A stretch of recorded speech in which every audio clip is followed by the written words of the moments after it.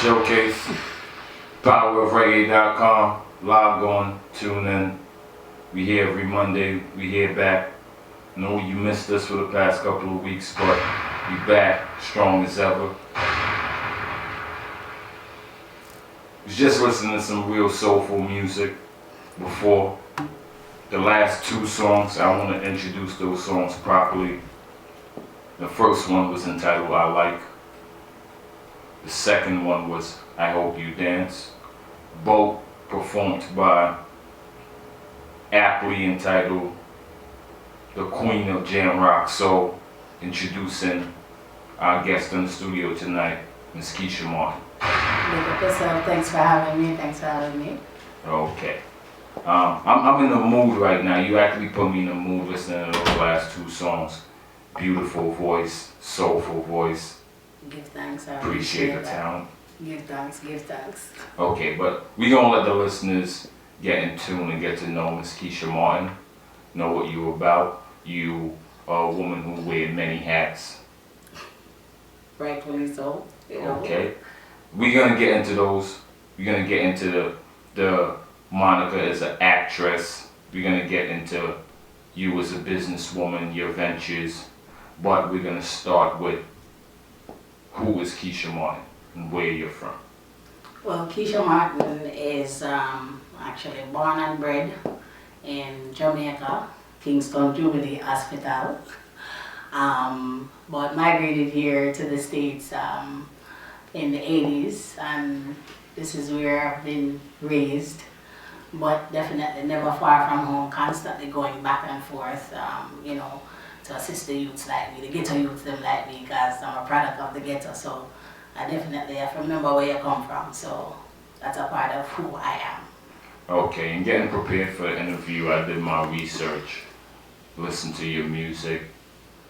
Your bio states that you migrated to the U.S. at the age of 9. When did you actually start? And with a voice like that, I would say that I would venture to think that you started off maybe performing in the churches. So, were you actually performing before you left the island of Jamaica? No. Music was not something, growing up in the ghetto, music was something you listened to. That's what inspired me, growing up listening to Bob and Michael Jackson. And, but so I never really wanted, I had no desire before I came to the States to get into music. Okay. Where did you actually get your start once you migrated to Brooklyn? Or to New York, I should say. Yeah, you're right, Brooklyn. Okay. I'm a Brooklyn girl. Okay. Yes, all day, every day. I would say definitely in the church choir. For me, growing up, church was definitely more so an escape for me. And there I found my love for, I found my faith and I found my love for Christ, because like embedding myself in those things actually allowed me to not think about, my problems at home and things of that, my home life and, rough life. So, Okay, so you started off going to the church, that voice, very recognizable, so they put you in the church choir, you started performing. Yeah. Okay. What came after performing in churches in front of people? I mean, there was a lot of, I got more involved in it. First I was in an R&B group, that didn't work out because we were young, and didn't really have understanding, we just wanted to do music, and everybody didn't have the same mindset when you're young and you're just exploring. And then I was in a reggae group, consisted of 3 people, and that didn't work out, so I decided to go solo. Okay, so at this point in time, you're experimenting R&B groups, reggae groups, different genre of music. who was Keisha's inspiration at this point in time? Wow, I'm gonna tell you, I started doing music because of Lady Star. I had like it was a double-edged sword for me because I loved dancehall back in the 90s, in junior high school and stuff like that. It was the thing that I loved dancing. So before I was a singer, I was a dancehall queen, believe it or not. Okay. Not what you know it to be now, of course. Yes. Which is why I really just step away from it because, you know, as a woman, you have to be mindful. I'm a mother, so a lot of things that were going on and how dancehall has evolved in terms of the dancing, it is definitely something I didn't want to associate myself with. And still not knowing that how embedded I wanted to be in music. I still had a love for music, but it didn't become passionate. It didn't become that thing that grabbed me and owned me until after I stopped dancing. You know, and I decided to become a solo artist. So. Okay, I want to say get well to the young lady I seen over the weekend, a viral dancehall video. She actually lit herself on fire and it didn't end well for her. So I want to say get well to her and make better decisions. Make better decisions. I want to touch on the dancehall subject. I really want to be that we're there and that once we step away from it, I stopped dancing because, and people don't understand, if you look in history, dancing is a cultural thing. But people have, you know, our people, I'd say that as a whole, has taken it and molding it into something else that is derogatory and, you know, people are glorifying it. The more foolishness you do, and I'm going to say that, I'm going to care if nobody in the right way, I'm just going to talk my mind.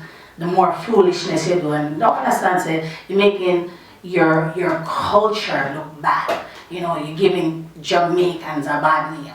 You know, so clean up the thing and do your homework. You know what I'm saying?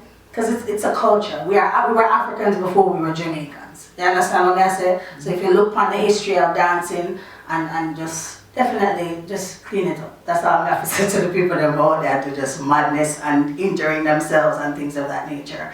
So I stepped away from that because of that reason. Because I don't want to be associated with anything that's like that. Make wiser decisions, young ladies. Definitely.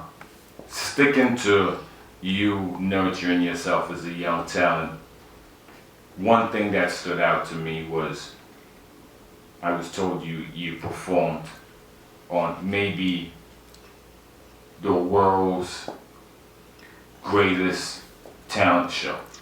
Apollo. The Apollo talent show Yes. in Harlem, New York. Yes. Known for having a rough crowd. Believe it's somebody who comes with a hook and pulls you off stage if you're getting booed. So coming from Jamaica as a young artist, when did you step on that Apollo stage and what was that experience like?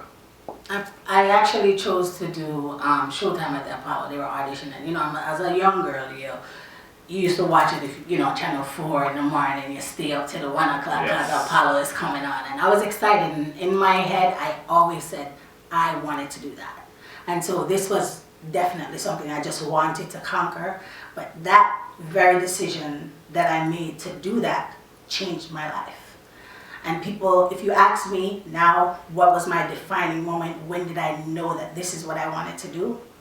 That was the night that I won Showtime at the Apollo. A lot of talented performers would say that. I believe Michael Jackson said that. This was definitely a defining moment for me because I went there with like Kurt. At the time I was working with a couple of producers from East Flatbush, and it was like literally 3 of us. By the time they reached there, they were like had seats all the way up in the back of the mezzanine. But the reason why it was a defining moment for me is because nobody knew who I was at the time. In 2003, no one knew who Keisha Martin was. And to be on a stage with like hundreds of strangers that didn't know who I was, and it came down to who was gonna win. And literally, you bring your own crowd. People don't know how Apollo is set up. You bring your own crowd. And it's a live broadcast. Yes. So to have people chanting my name who didn't know me, like the whole audience literally got up and was like, Keisha. I was like, totally like that was a life-changing thing for me. Okay. So that's why I'm still doing music today, because I felt like God was just trying to tell me something, like Beautiful. this is what I needed to be doing. Beautiful. Okay, so moving on from that performance of the Apollo and you realizing this is what you want to do as an artist, when did Keisha Martin actually step inside of the booth and started recording music professionally? I would say working on the Believe track, which was my first single, and how that came about was kind of weird because that was my first single that I released, and a gentleman approached me. He wanted to do music. He had a track, and he was just like, I had the track for like weeks. But at the time, I was going through a rough patch, and the song was actually written on the verge of, me going through some really hard times. And so, if you listen to the words to Believe, it tells the story itself. And it's kind of, I was like feeling sorry for myself, and things weren't going well, but my faith carries me through life. It's been carrying me through. I'm gonna continue to just give God the praise, because if it's not for Him, I wouldn't be here. And that song was written on the premises of just God saying, "Listen, what y'all do? Sister, me there.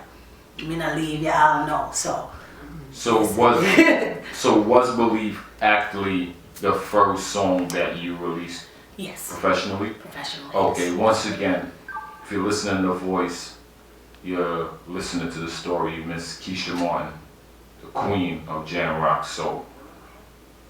We have this song available now on iTunes entitled Believe. Yes. Sniper, load up that record and let the listeners hear this record so they can go to iTunes, like myself after the show, purchase this record. Miss Keisha Martin. At this point in time, you have producers who are approaching you. I would venture to say they hear the voice, they reach out to you. What was the reaction that you got after the release of I Believe? Honestly, it was, I guess it was one of those tunes that really reached people in a deeper way, because, the voice, people love the voice. I was grateful, but more so, I love the reactions of the fans, because that's what matters to me. Because I love to promote music that feeds the soul. Now, whether it comes from a personal place or just me writing about things in my surroundings, that was what it is. So, people are approaching me about doing more work with them and stuff like that, but I wanted to perfect who I was as an artist regardless. The voice, I got professional training, vocally. So, just to develop who I was as an artist. And, I was a parent, so a lot of things are being jumped with the day job and things of that nature. So I didn't really get to focus on doing more material in terms of releases, but work was being done regardless. Okay. You were also approached by a popular New York DJ. You put together a project with him. Shout out to Kevin Crown. Yes, Kevin Crown. Big up Kevin Crown. I wanted to get people, I love the mixtape and what it does for the streets. Like it gets you can do things with a mixtape and build an audience and let them get familiar with who you are.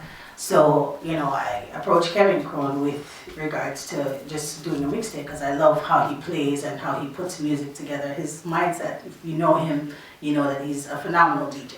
So, he was like, cool. Gave him the music, all the stuff that I recorded, because there was a lot of original material, but there was a couple of stuff that was on tracks that people were familiar with and people weren't. So it was just a mixtape, Keisha Martin, the queen of jam rock soul. It was just a way for the streets to get to know who I was. And we did the release at SOBs, and that was a big thing. Big thing. Yeah. Okay, speaking of doing your release at SOBs, I noticed Keisha Martin's name has been on a lot of big flyers, a lot of big stages performing legendary artists. I'm grateful for that. Okay, what are some of the experiences that you have gained as a young artist yourself, performing alongside some of these legendary names? I mean, to be able to grace the stage with legends like the Marleys, you know, uh, shout outs to Big Cat. I'm gonna say that. Rest in peace. Rest in peace, because Big Cat is like one of those people where I've been in the studio with him, and somebody hit me up the other day. It's not that I didn't remember that I worked with him. It's just that, you know, we haven't seen each other in like years. And early in my career, we went to Miami. We pushed mixtapes, and it was just this big vibe. And you know, that, not to cut you off, but that's actually beautiful, because as a reggae artist with such a soulful voice, it tells me that people in other genres. If you don't know who Big Cap was, rest in peace once again. This was the notorious B.I.G. Biggie Smalls. That was his DJ. Yes. So for someone in another genre to notice your talent and work with you, that's also amazing. Definitely. Okay. Some of the other names I've seen that you performed with was Johnny Osbourne, Dean Frazier. Yes. Again, what type of experiences would you say you gained as a young artist performing alongside these legendary names? The stages were like awesome, and I mean, I'm just grateful to just be invited to that platform as a young artist. To be, I mean, of course, there were paid gigs, and I'm honored, like, to be young and not have a name, and people are like, listen, they're not like, you know, we'll promote you, or put you on the stage because, you know, you need promotion. I take pride in the fact that I've built my reputation as an artist, you know, and I'm still building, because every day is a learning experience, and we're constantly growing, constantly evolving. So, you know, any artist will all the things that am I right, no matter what kind of level you're on, there's always something to learn. There's always something, you know, there's always an evolution, you know. So you have to make sure that you're open to that. And you can learn from anybody. And I learned so much from these people, because Johnny Osbourne, I'm afraid. Okay. Derek Bonnet, I'm afraid. These are people that respect me in the business, so I have to be doing something right as a young artist for these people to respect me. And I love, like, these people are people that are amazing. You know? Again, touching back on the fact that one of your earliest performances was on the legendary Showtime at the Apollo. Yes. Performing on that stage, I would venture to say you may perform for bigger crowds after that, but that had to be one of the most difficult crowds to perform for and win over. It was, because you get to see everybody's performing who you're competing against, and a lot of people don't know how that whole setup is. You see them because there was a rehearsal with the band early, and you hear them. I heard phenomenal singers, and when you're backstage and you think that, oh yeah, this person can like really sing, and they're gonna be like great, and then they get food, that's a problem. Speaking of bands, I know you have made leaps and bounds in your career to this point where we're at now. And I want to fast forward to today, because we were having a conversation earlier that impressed me about an artist such as yourself, a young artist, but you are putting together a band. Yeah. And this is Keisha Martin and the Soul Revolution Band. Yes. Okay, I have a list of names here, but I'll let you tell us about the band. Tell us what's going on with the band right now. I know you're getting ready for rehearsal later on tonight. Yeah. So tell us about the band. So for 3 years I've been trying to put together an all-female reggae conglomerate. I don't know where else in the world there's one that exists, but right just so in New York City, there's officially a reggae female conglomerate. All women. I'm talking about, like, literally just phenomenal musicians. Aya Kato, if you know who she is, a lot of people do know who she is, but if you don't know who she is, she's a keyboard player from Japan. I have Zionist, who's a drummer, also an engineer at John T Studios, if you're familiar with them. Also, I have Andrea Green, who's my guitar player. Basic also is my bass player. My 17-year-old daughter is one of my background singers, Danae. Nice. My best friend is also a background vocalist, Toonie, but also known to the public as DJ Toonie, kick-ass DJ. So, you know, and me, of course, leading the pack. It's something I've been trying to do, like I said, for 3 years, and I'm very picky. You hear my music, you just have to really ready for the energy and ready to keep up with the kind of music and the kind of vibes. I want to reach people musically. I want people that are as passionate as me, and these women are definitely that. So. Okay, so 3 years in the making, and once again, we had this conversation earlier. You are preparing to actually have a band launch. There is a band launch, but there's a preview before the band launch. So tell us about it. The preview is happening at my Earth Strong celebration, happening April 10th at 650 Washington Avenue. For the one come out, everybody, space is limited, but you know, the flyers all over social media. It's April 10th, lock in the date if you want to come on and see what's happening, red carpet event, and it's just going to be an amazing night. Lots of my friends them that I mentioned and we talked about supposed to be passing through, so if they're in town, they're there. So. Okay. In addition to prepping the band launch, you're also working on other projects. Yes. Musical projects. We actually played some songs earlier that were pre-release. Yes. It's not available to the public as yet. Mm-hmm. We have more in the studio, and we want to get the listeners in tune with their voice. Sniper, you got a joint in there called Ghetto Prince. You know, I'll be diddy bopping on these New York streets feeling like a prince myself. I'm like a king, actually. So let's get the listeners in tune with the beautiful voice, Queen of Jam Rock Soul, Miss Keisha Martin. Brand new pre-release entitled Ghetto Prince.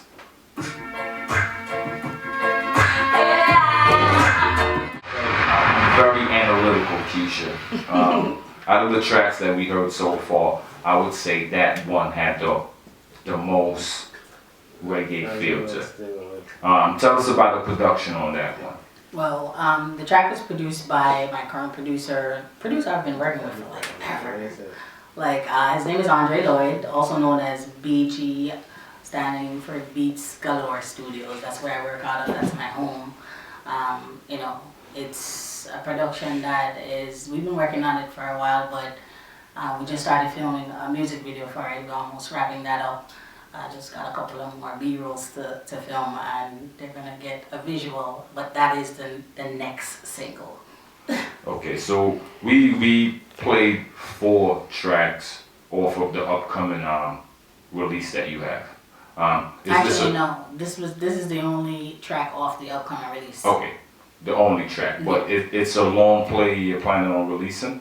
Say that again? Is it a LP that you're planning on releasing? Yes, definitely. There will be some pressed up vinyls, like a limited amount of vinyls that will be done, also, which is a part of the whole marketing and promotion, because there's a whole vinyl community. I see you guys. I go to the vinyl events. I'm a vintage, so you don't know. Yes. Okay, tell us what we can expect from this project. Do you have a title for the project as of yet? Yes, I do. The title of the album is Keisha Martin, Just As I Am. It is what it is. It's basically, just as the title said, Just As I Am. It's about feel-good music, paying homage to more roots and cultural kind of vibe, foundation of reggae music. So it's a kind of leaning towards more of a foundation album. There's more of a reggae feel to this particular album, because I'm known for just more of my soulful connotation and the mixture and the fusion, hence the Queen of Jam Rock Soul. But this album more is like leaning and hugging up reggae music on a different kind of level. Okay. We still have lots to talk about. One of the things I wanted to touch on is a track that people may have heard. They didn't put the name to the song as of yet, but you have had music that was actually title songs, theme songs on television shows. Okay, we're gonna get into that now, because you also have an organization that you have formed. You're working with people within the community, you're working with kids. So tell us a little bit about your role in the community, the things that you're doing, and that title track for the television show. I believe it was on TLC. Yeah. Okay, so the TLC track, I mean, I'm a big fan of being learning, and I spoke about that earlier, just like owning your craft and the business aspect of business.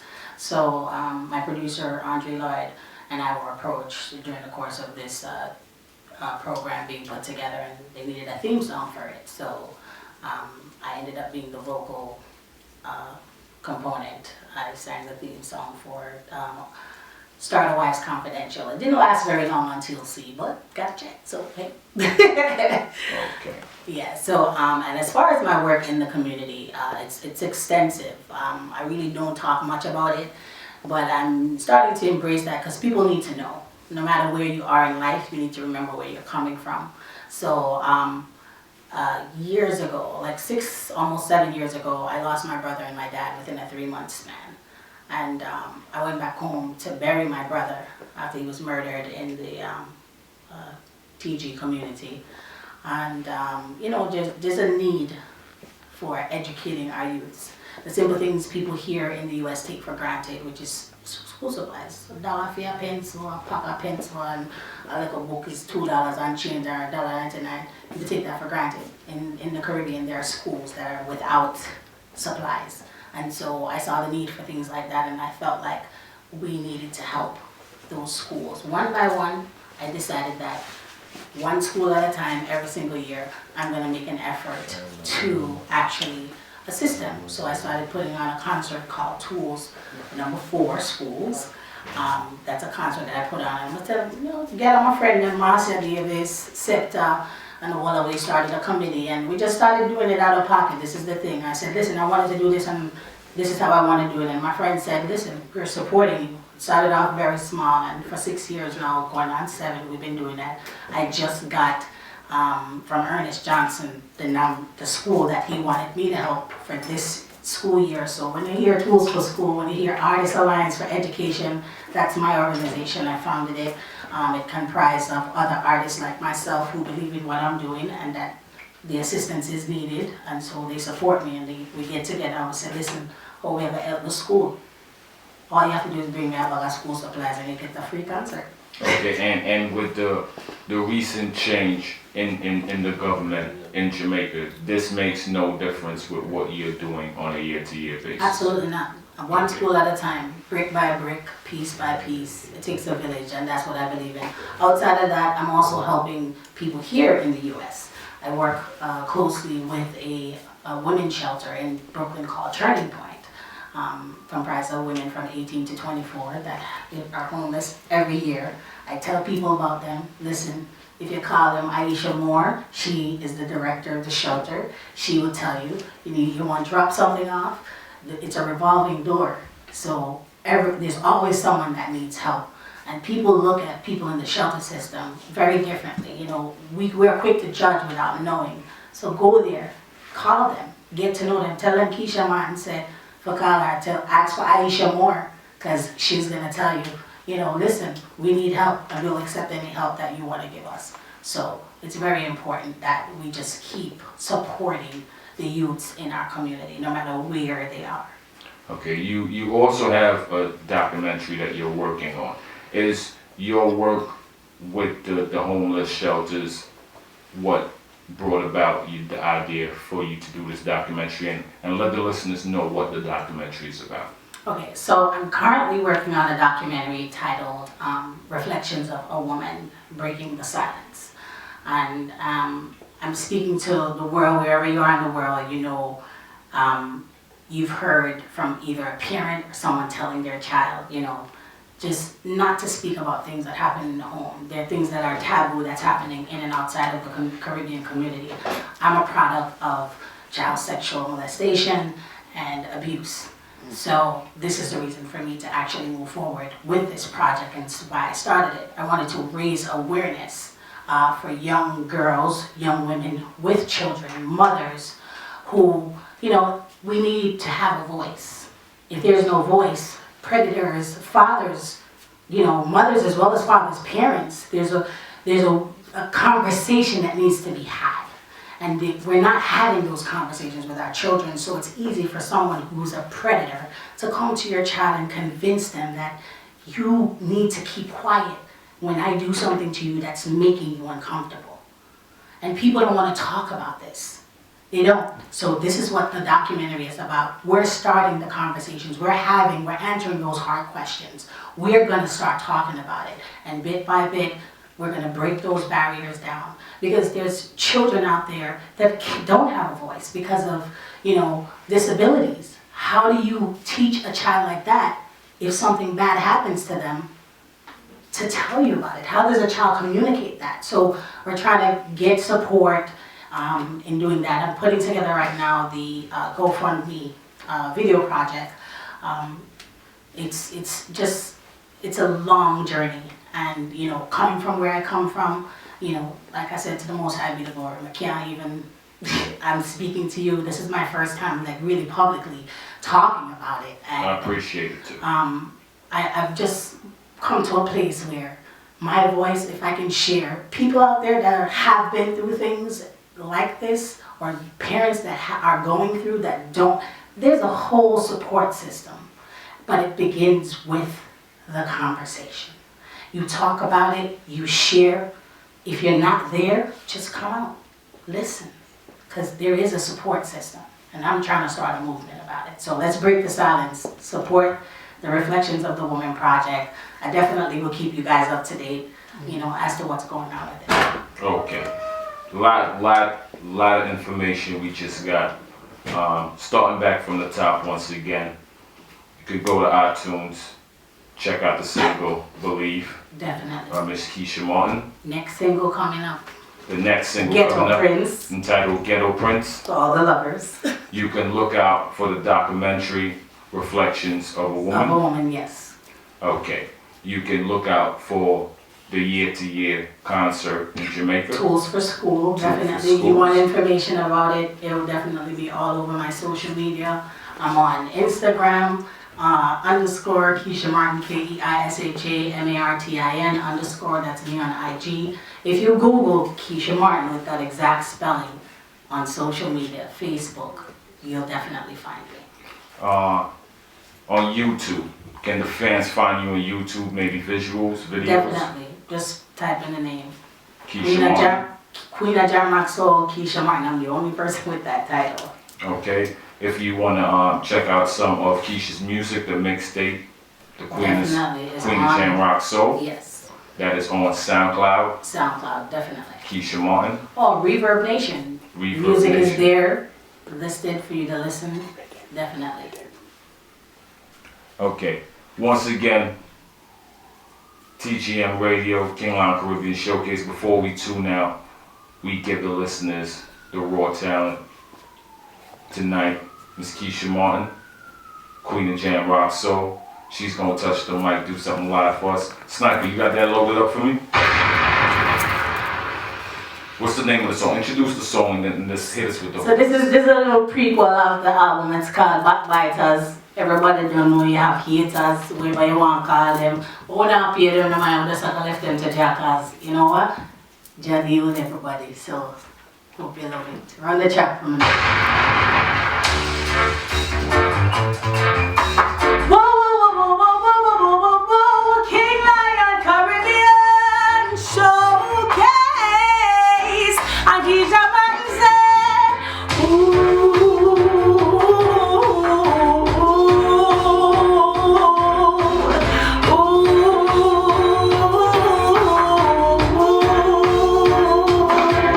waiting for the day for you to go to war with them. No, they only know you when they need something from you. Secretly rejoice when things ain't right. Though you're feeding off of negativity like blood to vampires.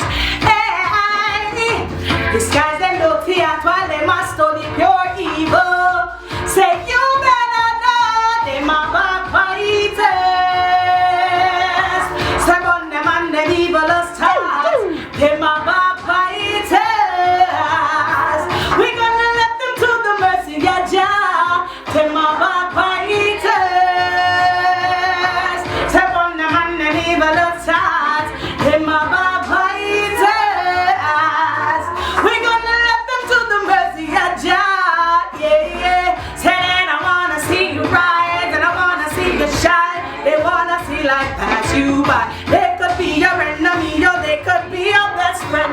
Never can tell, so be aware of them. Them are your neighbor where I see them and I watch you every day.